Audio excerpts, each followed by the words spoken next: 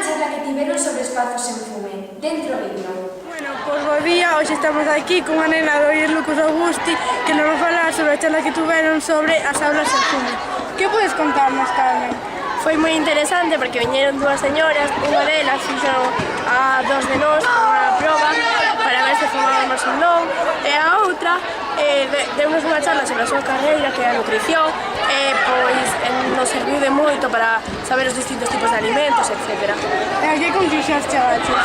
Pois que é moi importante comer ben para estar ben san e forte. Moitas grazas, Carmen. E ti, David, que nos podes contar? Bueno, pois veu unha rapaza que nos explicou, bueno, fixo dúas probas con un pequeno e unha pequena, explicaronnos os componentes do tabaco, nicotina, petróleo, que bueno, chamase alquitrán. Tamén veu outra chica que estuda aquí en Lugo que explicounos o importante que é ter unha boa dieta. Moitos dos alimentos pois, que son moi perxudiciais, por exemplo, o colacao eu nunca diría que é perxudicial, pero díxonos que era totalmente pois, malo para a saúde. E a que conclusións chegaches? Bueno, pois que o tabaco era moito peor do que eu pensaba. Todos eses componentes son malísimos, aínda que un cigarro non faga mal, se continúas, pois podes chegar a morrer. Pois isto todo, moitas grazas. Moi boas reflexións. A verdade é que sí. Agora continuamos con unha exposición de libros realizada polo Departamento de Lingua Castelá. Contamos con libros moi antigos, entre os que está Minerva, o exemplar máis bello. Vexamos o reportaxe. No Instituto Lucas Augusti, antigo Instituto Masculino de Lugo, ten, como destacou recentemente o catedrático de Historia Antonio Prado, un rico patrimonio documental, arquitectónico, bibliográfico e material. Coincidendo coa celebración do Día do Libro, o Departamento de Lingua Castelá instalou no vestíbulo do centro unha moi interesante exposición dos libros máis antigos que guarda o centro. Son 38 exemplares cunha fecha de publicación e vai do século XVI ao XIX.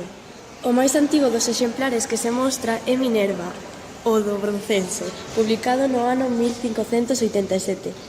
Todos eles conta cunha etiqueta que ofrece os datos esenciais: título, autor, editor, imprenta.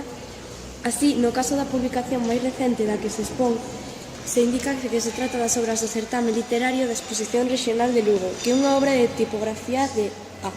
Villamarín, que se imprimiu en Lugo no ano 1896. 2 anos antes viu a luz outro dos libros ali expostos, nada menos que o tomo 1 de Don Quixote da Mancha, Miguel de Cervantes Saavedra. O editor é Felipe González Roxas e se imprimiu en Madrid en 1894. A xefa do Departamento de Lengua Castelán do Instituto Lucas Augusti insiste en que a exposición é o resultado do traballo en común do profesorado que o forma. Por iso, di que non quere ser citada con nome e apelidos. De seguido, os nosos compañeiros falaránnos sobre unha charla que tivo alumnado relacionada con Médicos Sen Fronteiras.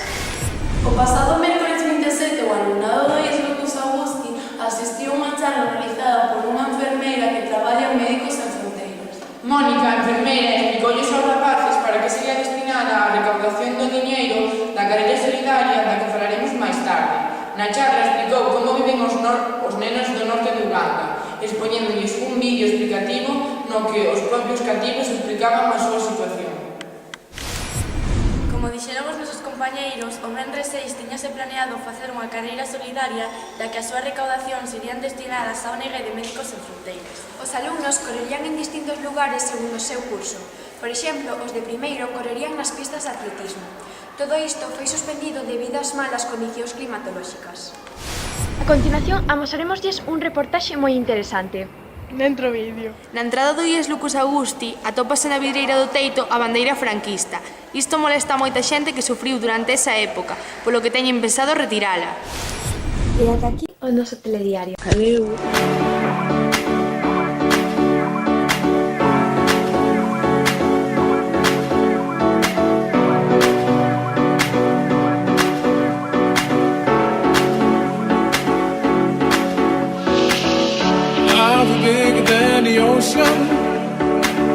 I'm in the sunshine state of mind. I